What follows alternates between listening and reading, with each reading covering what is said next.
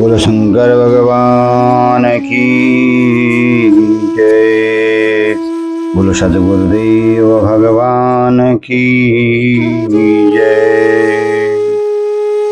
ध्याये नित्यं महेशं व्रजदगिरिनिभं चारुचन्द्रावतंसं रत्नाकल्पोज्ज्वलांगं परशुमृगं प्राभीतिहस्तं प्रसन्नम् पद्मासीनं सुमन्तास्तुतिमृगण्यैर्व्याघ्रकृतं वसानं विश्वाद्यं विश्ववन्दनखिलभैरं पञ्चवक्त्रं त्रिनेत्रं नमः पार्वती पते हर। बोल शंकर भगवान की जय। मित्रों, सबको बहुत बहुत साधुवाद। भगवान की कृपा से आज हम द्वितीय दिन के कथा में प्रवेश कर रहे हैं। महात्म्य ही चल रहा है। महात्म्य का तीसरा अध्याय है। तीसरे अध्याय में जो सूत जी हैं शौनक जी को बताते हैं चंचुला का पाप से भय एवं संसार से वैराग्य कैसा हुआ, उसके बारे में शौनक जी पूछते हैं। सूत सूत महाभागा सर्वज्ञो असि महामते तव प्रसादात् कृतार्थोऽहं पुनः पुनः। इतिहासं इमं श्रुत्वा मनो मे तिरोमयोदते अन्यामपि कथां शम्भो वद मे प्रेम विवर्धन। शौनक जी बोले, हे महाभाग सूत जी, आप सर्वज्ञ हैं। हे महामते, आपकी कृपा प्रसाद से मैं बारंबार कृतार्थ हुआ हूँ। इस इतिहास को सुनकर मेरा मन अत्यंत आनंद से निमग्न हो रहा है। अतः आप भगवान शिव में प्रेम बढ़ाने वाली शिव संबंधी दूसरी कथा को भी कहिए। अमृत पाने वाले को लोक में कहीं मुक्ति नहीं प्राप्त होती, किंतु भगवान शंकर के कथा अमृत का पान तो प्रत्यक्ष ही मुक्ति देने वाला है। सदाशिव की जिस कथा से सुनने मात्र से मनुष्य शिवलोक को प्राप्त कर लेता है, वह कथा धन्य है, धन्य है। और कथा का श्रवण करने वाले और कराने वाले आप भी धन्य हैं, धन्य हैं। तब सूत जी बोले, सूतोवाच शृणु शौनक वक्ष्यामि तदग्रे गुहमुत्तमम् यतस्तुं शिवभक्तानाम् अग्रगण्यर्वेदवित्तमः। शौनक जी सुनिए, मैं आपके सामने गोपनीय कथा वस्तु का भी वर्णन करूंगा, क्योंकि आप शिव भक्तों में अग्रगण्य हैं तथा वेद वेताओं में भी श्रेष्ठ हैं। समुद्र के निकटवर्ती प्रदेश में एक वास्कल नाम का ग्राम है, जहाँ वैदिक धर्म से विमुख महापापी द्विज निवास करते हैं। वे सब के सब बड़े दुष्ट हैं। उनका मन दूषित विषय भोगों में लगा रहता है। वे न देवताओं पर विश्वास करते हैं और न भाग्य पर। वे सभी कुटिल वृत्ति वाले हैं, किसानी करते हैं और भांति भांति के घातक अस्त्र शस्त्र रखते हैं। वे पर स्त्री गमन करने वाले हैं और खल हैं। ज्ञान वैराग्य तथा सधर्म को वे बिल्कुल नहीं मानते हैं। वे सभी पशु बुद्धि वाले हैं और सदा दूषित बातों को सुनने में संलग्न रहते हैं। जहाँ के द्विज ऐसे हों, वहाँ के अन्य वर्णों के विषय में क्या कहा जाए। अन्य वर्णों के लोग भी उन्हीं की भांति कुशिल विचार रखने वाले स्वधर्म विमुख एवं खल हैं। वे सदा कुकर्म में लगे रहते हैं और नित्य विषय भोगों में ही डूबे रहते हैं। वहाँ की सब स्त्रियां भी कुटिल स्वभाव की, स्वेच्छाचारिणी, पाप में आसक्त, कुशिल विचार वाली और व्यभिचारिणी हैं। वे सद्व्यवहार तथा सदाचार से सर्वदा शून्य हैं। कुजनु के निवास स्थान पर वास्कल नामक ग्राम में किसी समय एक बिंदुक नामधारी ब्राह्मण रहता था। वो बड़ा ही अधम था। कैसा था? सदुरात्मा महापापी सुधारूपी कुमार गगा वैश्यापतिर्बभूवाथ कामा कुलित मानस। वो दुरात्मा महापापी था।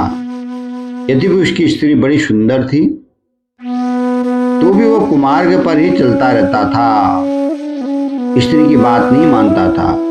काम वासना से जो है वो वैश्यागामी हो गया था। उसकी पत्नी का नाम चंचुला था। वो सदा उत्तम धर्म के पालन में लगी रहती थी, तो भी उसे छोड़ करके वो दुष्ट ब्राह्मण कामासक्त होकर के वैश्यागामी हो गया। इस तरह कुकर्म करने लगे और बिंदुक के बहुत वर्ष व्यतीत हो गए। ऐसे ही उसकी स्त्री चंचुला काम से पीड़ित होने से भी स्वधर्म का नाश करने के भय से क्लेश सह करके भी दीर्घ काल तक अपना धर्म उसने भ्रष्ट नहीं करा। उसने सोचा कि यह ऐसे कर्म कर रहा तो मैं क्यों करूं। परंतु दुराचारी पति के आचरण से प्रभावित होने के कारण उसमें भी काम वासना से वो भी पीड़ित होने लगी, तो आगे चल करके वो स्त्री भी दुराचारिणी हो गई। जारेण संगता रात्रो रेमे पावने गुप्ततः। अब वो भी दुराचारिणी हो गई, तो भ्रष्ट चरित्र वाली वो कुमार्गामिनी अपने पति की दृष्टि बचा करके रात्रि में चोरी छिपे अन्य पापी जारेण संगता, जार पुरुष मतलब दूसरे पुरुष के साथ में रमण करने लगी। तो शौनक जी, एक बार उस ब्राह्मण ने अपने उस दुराचारिणी पत्नी चंचुला को काम में आसक्त हो पर पुरुष के साथ रात्रि में संसर्ग देख लिया। उस दुष्ट का दुराचार में आसक्त मन वाले उस बिंदु को घर में आया जान करके कपटी व्यभिचारी तेज से भागा। जैसे वो बिंदु उस पर क्रोध से दौड़ा तो वो भाग गया। वो दुष्टात्मा बिंदु अपनी पत्नी को पकड़ करके डांटता हुआ मुक्कों से बार बार पीटने लगा।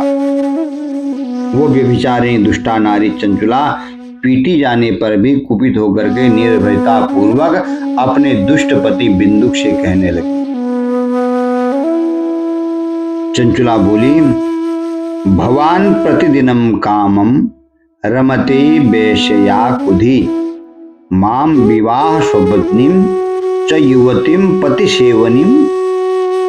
मुझ पति पारायणा युवती को छोड़ करके तू कुबुद्धि प्रतिदिन वैश्याओं के साथ जाता है, अपनी इच्छा अनुसार रमण करता है। अब ये बता कि मैं रूपवती हूं, कामासक्त चित्त वाली, मुझ युवती के पति संसर्ग के बिना क्या गति होती होगी।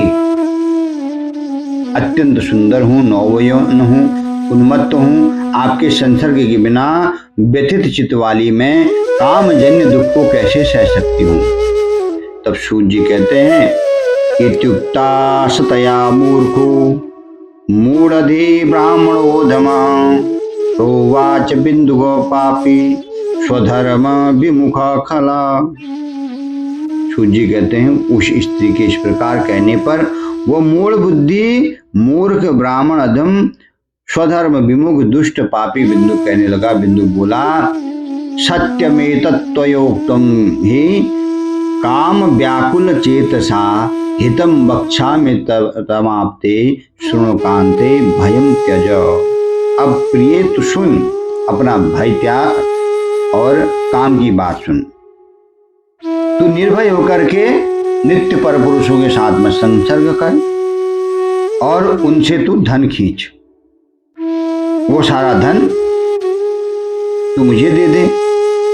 और वो धन से वो वैश्याओं के साथ जाता था, तो कहता कि मैं बाहर जाऊंगा, तू यहाँ धन खींच, तो मुझे कोई आपत्ति नहीं। दोनों में जो है स्वार्थ के कारण ये सौदा तय हो गया। तब सूत जी कहते हैं कि इति भृतुवचा श्रुत्वा चंचुला तदधूषश्च तथेति भृतुवचनम प्रतिजग्राहद दृष्टि। पति की ये बात को सुन करके पत्नी चंचुला प्रसन्न होकर के उसकी कही हुई बात मान ली। अब दोनों दुराचारी हो चुके थे, दोनों निर्भय चित्त से कुकर्म में लीन हो गए। इस तरह दुराचार में डूबे हुए उन मूढ़ चित्त वाले पति पत्नी बहुत समय उनका व्यतीत हो गया व्यर्थ में। तदंतर शूद्र जाति वो वैश्या का पति बना हुआ था। वह दूषित बुद्धि वाला ब्राह्मण था, नाम बिंदुक था। समय के अनुसार उसने मृत्यु पा ली। कुछ दिन में जाकर के वह नरक में जा पड़ा। कुछ दिन नरक के दुख भोग करके वह मूढ़ बुद्धि पापी विंध्य पर्वत पर भयंकर पिशाच के रूप में उत्पन्न हो गया। अब इधर जो उस दुराचारी पति बिंदु के मर जाने पर वो मूढ़ हृदया, वो चंचुला काफी समय तक तो पुत्रों के साथ घर में ही रही। इस प्रकार प्रेम पूर्वक कामाक्षत होकर के जारों के साथ विहार करती रही। उस चंचुला नाम की स्त्री का कुछ न कुछ यौवन समय के हिसाब से ढल ही जाता है सबका। तो एक दिन देव योग से कोई पुण्य पर्व आ गया और इधर उसका यौवन भी ढल गया। तो उसके बंधु बांधव जो है गोकर्ण क्षेत्र में जा रहे थे, तो उसके मन में आया मैं भी जाऊं। तीर्थ यात्रियों के संग वो भी हो ली और उस समय जाकर के उसने वहां गोकर्ण तीर्थ में जाकर के स्नान किया। साधारणतया मेला देखने की दृष्टि से बंधुजनों के साथ में इधर उधर वो घूमने लगी। घूमते घूमते किसी देव मंदिर में वो जा पहुंची।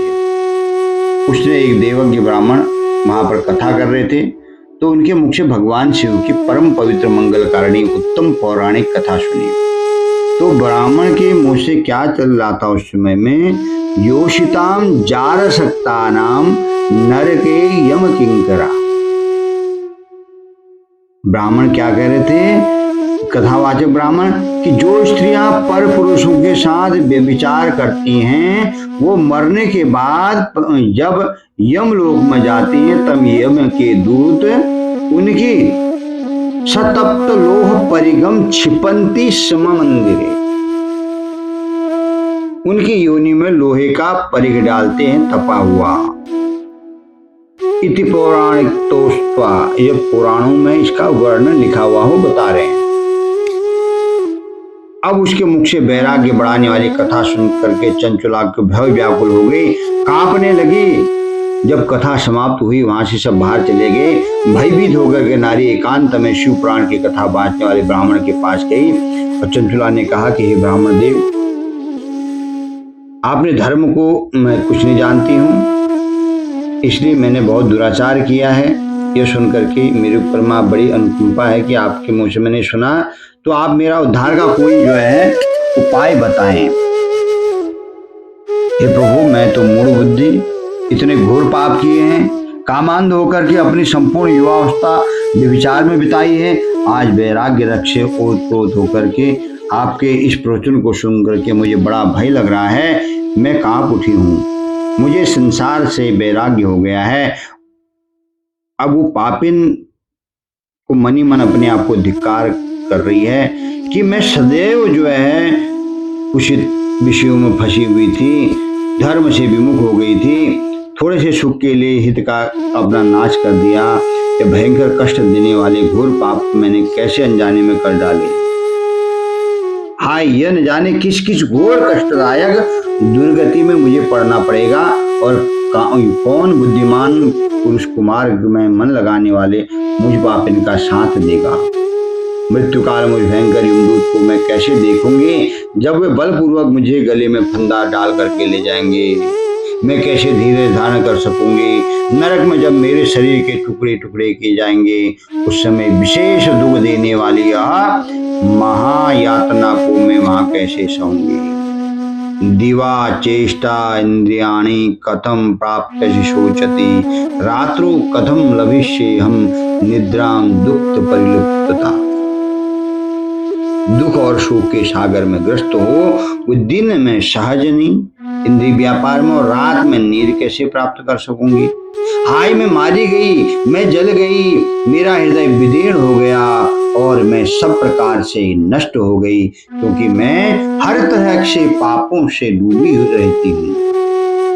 हा विधे महा पापे, हाय विधाता, मुझ पापिन को आपने हठात ऐसी बुद्धि क्यों दे दी जो सभी प्रकार का सुख देने वाले स्वधर्म से दूर कर देती है। हे द्विज, शूल से विधा हुआ व्यक्ति ऊंचे पर्वत के शिखर से गिरने पर जैसे घोर कष्ट पाता है, वैसे मैं करोड़ों गुना कष्ट मुझे है। सैकड़ों अश्वमेघ यज्ञ करके अथवा सैकड़ों वर्षों तक गंगा स्नान करने पर भी मेरे घोर पापों की शुद्धि संभव नहीं दिखती। मैं क्या करूं, कहां जाऊं और किसका आश्रय लूं? मुझ नरकगामिनी इस संसार में कौन रक्षा करेगा? त्वमेव मे गुरुर्ब्रह्मस्तुम माता तुम पितासि च उद्धारोद्धार माम दीनाम त्वामेव शरणम गताम। हे ब्रह्मन, आप ही मेरे गुरु हैं। त्वमेव गुरु ब्रह्मस्तुम, आप ही माता और पिता हैं। माता तुम पितासि च, आपकी शरण में आई हुई मुझ दीन अबला का उद्धार कीजिए, उद्धार कीजिए। तामेव शरणम गताम। सूर्य बोले, हे शौनक, इस प्रकार खेद और वैराग्य से युक्त हुई चंचला उस ब्राह्मण के चरणों में गिर पड़े। तब उस बुद्धिमान ब्राह्मण ने कृपा पूर्वक उसे उठाकर इस प्रकार कहा। श्री स्कंद पुराणेषु महापुराणे चंचला वैराग्य वर्णन नाम तृतीय अध्याय चतुर्थ अध्याय में सूची कहते हैं, चंचला की प्रार्थना से ब्राह्मण का उसे पूरा शिव पुराण सुनाना और समयानुसार शरीर छोड़ करके उसका शूल का चंचला का पार्वती का सखी होना, कैसे उसका वर्णन बताते हैं। दृष्टया काले प्रबुद्धासि शिवानुग्रहो त्वराम इमाम शिव पुराणस्य श्रुत्वा वैराग्युत कथाम। ब्राह्मण बोले, सौभाग्य की बात है कि भगवान शंकर की कृपा से शिव पुराण की इस वैराग्य युक्त तथा श्रेष्ठ कथा को सुनकर के तुम्हें समय पर चेत हो गया। हे ब्राह्मण पत्नी, तुम डरो मत, भगवान शिव की शरण में तुम आई हो, भगवान शिव कल्याण करेंगे। शिव की कृपा से सारा पाप तत्काल नष्ट हो जाता है। मैं तुमसे भगवान शिव की कीर्ति कथा से युक्त उस परम वस्तु का वर्णन करूंगा, जिससे तुम सदा सुख देने वाली उत्तम गति प्राप्त होगी। शिव की उत्तम कथा सुनने से ही तुम्हारी बुद्धि इस तरह पश्चाताप से युक्त एवं शुद्ध हो गई। साथ ही तुम्हारे मन के विषयों के प्रति वैराग्य भी होगी। जब थोड़ा बहुत सुना तो मन में वैराग्य हो गया, जब पूरी सुनोगी तो तुम्हारे पाप क्या नष्ट नहीं होंगे। इसलिए जो भी श्रवण कर रहा है वो घर बैठे भी श्रवण करके अपने पापों का प्रायश्चित कर सकता है। सत्पुरुषों के सबके लिए पश्चाताप बता रखा है। कोई पाप करे, पश्चाताप कर ले तो वही उसका पाप का नाश हो जाता है। वास्तव में पापों का प्रायश्चित करता है, क्योंकि सत्पुरुषों ने समस्त पापों की शुद्धि के लिए जैसे प्रायश्चित का उपदेश किया है, वह पश्चाताप से संपन्न हो जाता है। जो पुरुष विधि पूर्वक प्रायश्चित करके निर्भय हो जाता है और अपने कुकर्म के लिए पश्चाताप नहीं करता, उसे प्राय उत्तम गति प्राप्त नहीं होती। परंतु जिसने अपने कुकृत्य द्वारा हार्दिक पश्चाताप होता है, वह अवश्य उत्तम गति का भागी होता है, इसमें संशय नहीं। इस शिव पुराण की कथा सुनने से जैसे चित्त शुद्धि होती है, वैसे दूसरे उपाय से नहीं होती है। शोध्यमानम दर्पणम ही यथा भवति निर्मलम तथेत कथया चेतो विशुद्धि यात्म संशयम। जैसे दर्पण साफ करने पर निर्मल हो जाता है, शुद्ध हो जाता है, उसी प्रकार शिव पुराण की कथा से चित्त अत्यंत शुद्ध हो जाता है, इसमें कोई संशय नहीं है। मनुष्य के शुद्ध चित्त में जगदम्बा पार्वती से भगवान शिव विराजमान रहते हैं। इससे वह विशुद्ध आत्मा पुरुष श्री श्याम सदा शिव के परम पद को प्राप्त होते हैं। इस प्रकार इस कथा रूपी साधन सभी प्राणियों के लिए उपकारी है और इसी कारण महादेव जी ने इसको आग्रह पूर्वक प्रकट किया है। इस कथा से भगवान उमापति का ध्यान सिद्ध होता है। उस ध्यान से परम ज्ञान और उससे मोक्ष की प्राप्ति निश्चय ही होती है। भगवान शंकर के ध्यान में मग्न हुए बिना ही यदि कोई इस कथा को मात्र सुनता है, वो दूसरे जन्म में भगवान के ध्यान को सिद्ध करके परम पद को पा लेता है। इस कथा के श्रवण से भगवान शंकर के ध्यान को प्राप्त करके पश्चाताप करने वाले पापी पुरुष सिद्धि को प्राप्त हो जाते हैं। सर्वेषां श्रेयसां बीजम सत कथा श्रवणम नृणाम यथा वर्तम समाराध्य भव बंधन गदापहम। इस उत्तम कथा का श्रवण समस्त मनुष्यों के लिए कल्याण का बीज है। यह यथोचित शास्त्रोक्त मार्ग से अपनी आराधना अथवा सेवा करनी चाहिए। इस कथा श्रवण भव बंधन रूपी रोग का नाश करने वाला है। भगवान शिव की कथा को सुन करके फिर अपने हृदय में उसका मनन और निधिध्यासन करने से पूर्णतया चित्त शुद्ध हो जाता है। चित्त शुद्धि होने से महेश्वर की भक्ति अपने दोनों पुत्रों ज्ञान और वैराग्य के साथ निश्चय ही प्रकट होती है। तत्पश्चात महेश्वर के अनुग्रह से दिव्य मुक्ति प्राप्ति होती है, इसमें संशय नहीं है। जो शिव भक्ति से वंचित हैं उसे पशु समझना चाहिए, क्योंकि उनका चित्त माया के बंधन में आसक्त है। वह निश्चय ही संसार बंधन से मुक्त नहीं हो पाता। इसलिए हे ब्राह्मण पत्नी, तुम विषयों से मन को हटा लो और भक्ति भाव से भगवान शंकर की इस परम पावन कथा को सुनो। परमात्मा शंकर की इस कथा को सुनने से तुम्हारे चित्त की शुद्धि होगी और इसमें तुम्हें मोक्ष की प्राप्ति हो जाएगी। निर्मल चित्त से भगवान शिव के चरणार बिंदु का चिंतन करने वाले एक ही जन्म में मुक्त हो जाते हैं। यह मैं तुमसे सत्य कहता हूँ। तुलसी बाबा भी कहते हैं कि निर्मल मन जन सो मोहि पावा, मोहि कपट छल छिद्र न भावा। इसलिए भगवान शंकर की कथा में कहते हैं ध्यायेत् शिवात् पादां चेतसा निर्मलेन वे एकेन जन्मना मुक्तिम सत्यम सत्यम वदाम्यहम्। सही शुद्ध चित्त से एक ही जन्म में भी तुम निश्चित ही शिवलोक को प्राप्त कर सकते हो। सूत जी बोले, शौनक, इतना कहकर वे श्रेष्ठ शिव भक्त ब्राह्मण मौन हो गए। उनका हृदय करुणा से आर्द्र हो गया। वे शुद्ध चित्त महात्मा भगवान शिव के ध्यान में मग्न हो गए। तदंतर बिंदु, जो बिंदु की पत्नी थी चंचुला, मन ही मन प्रसन्न हो उठी। ब्राह्मण का उक्त उपदेश सुन करके उनके नेत्रों में आनंद के आंसू छलक आए। वह ब्राह्मण पत्नी चंचुला हर्षित हृदय से उस श्रेष्ठ ब्राह्मण के चरणों में गिर पड़ी और हाथ जोड़ करके बोली, मैं कृतार्थ हो गई। अब तत्पश्चात उठ करके वैराग्य तथा उत्तम बुद्धि वाली वह स्त्री, जो अपने पापों के कारण आतंकित थी, उन महान शिव भक्त ब्राह्मण के हाथ जोड़ करके गदगद वाणी से कहने लगी। चंचुला बोले, ब्रह्मन शैवर स्वामिन धन्यस्तुम परमार्थ द्रक, परोपकार निरतो वर्णनीय सुधादुषो। हे ब्रह्मन, हे शिव भक्तों में श्रेष्ठ, हे स्वामिन, आप धन्य हैं, परमार्थदर्शी हैं, आप सदा परोपकार में लगे रहते हैं, इसलिए आप श्रेष्ठ हैं।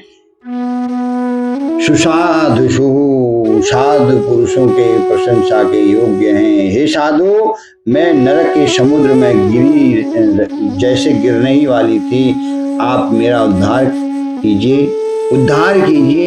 पौराणिक अर्थ तत्व से संपन्न जिस सुंदर शिव पुराण की कथा को सुन करके मेरे मन में संपूर्ण विषयों से वैराग्य उत्पन्न हो गया, उसी इस शिव पुराण को सुनने के लिए इस समय मेरे मन में बड़ी श्रद्धा हो रही है। तब सूर्य जी कहते हैं, ऐसा कहकर के हाथ जोड़ करके उसका अनुग्रह पा करके चंचला उस शिव पुराण की कथा को सुनने की इच्छा मन में लिए उस ब्राह्मण देवता की सेवा में तत्पर वहां रहने लगी। तदंतर शिव भक्तों में श्रेष्ठ और शुद्ध बुद्धि वाले उन ब्राह्मण देवता ने उसी स्थान पर उस स्त्री को शिव पुराण की उत्तम कथा सुनाई। इस प्रकार गोकर्ण नामक महाक्षेत्र में उन्हीं श्रेष्ठ ब्राह्मण के से उससे शिव पुराण की वह परम उत्तम कथा सुनी जो भक्ति ज्ञान और वैराग्य को बढ़ाने वाली तथा मुक्ति देने वाली। उस परम उत्तम कथा को सुन करके वो ब्राह्मण पत्नी अत्यंत कृतार्थ हो गई। उन सदगुरु की कृपा से उसका चित्त शीघ्र ही शुद्ध हो गया। भगवान शिव के अनुग्रह से उसके हृदय में शिव के सगुण रूप का चिंतन होने लगा। इस प्रकार सदगुरु का आश्रय लेकर के उसने भगवान शिव में लगी रहने वाली उत्तम बुद्धि पाकर शिव के सच्चिदानंदमय स्वरूप का बारंबार चिंतन आरंभ किया। इसलिए जीवन में हमारे सदगुरु होना जरूरी है। सदगुरु का मतलब है जो सतमार्ग पर ले जाए, जो सच्ची बात कहे, पौराणिक बातों को। आजकल गुरु बहुत घूमते हैं। वो प्रतिदिन तीर्थ जल में स्नान करने लगी, जटा और बलकल धारण करने लगी। अब उसने जटाएं बना ली अपनी, समूची देह में वो भस्म लगाती, रुद्राक्ष धारण करती और भगवान शिव के नाम का जप करने लगी। संयमित वाणी बोलने लगी। शिव जी को प्रसन्न करने के लिए शौनक और शंभु उत्तम ध्यान करते हुए उस चंचुला का बहुत समय बीत गया। अधकालेन पूर्वेण भक्ति त्रिक समन्विता समुत्सर्ज देहे स्वमाना यासेन चंचुला। बहुत समय बीतने पर, समय पूर्ण होने पर भक्ति और ज्ञान वैराग्य से युक्त हुई चंचुला ने अपने शरीर को बिना किसी कष्ट के त्याग दिया। विमानम द्रुत्यमायांतम प्रेषितम त्रिपुरारिणाम।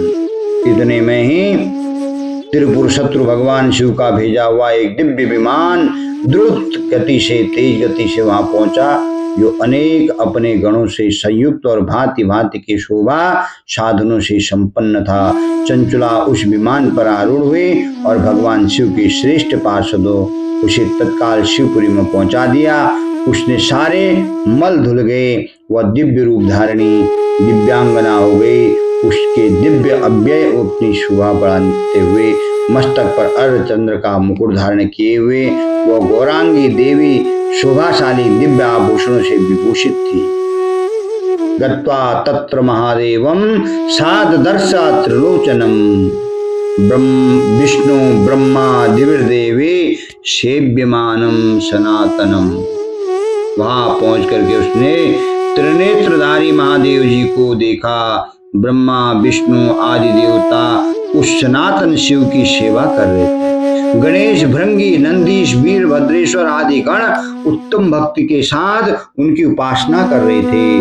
उनकी अंक कांति करोड़ों सूर्यों के समान प्रकाशित हो रही थी। कंठ कैसी था? नीलग्रीवम पंचवक्त्रम त्र्यंबकम चंद्रशेखरम वामांगे बिभ्रतं गौरी विद्युत पुंज समप्रभाम। कंठ नील चिन्ह शोभा पाता था। उनके 5 मुख थे और प्रत्येक मुख में 3-3 नेत्र थे।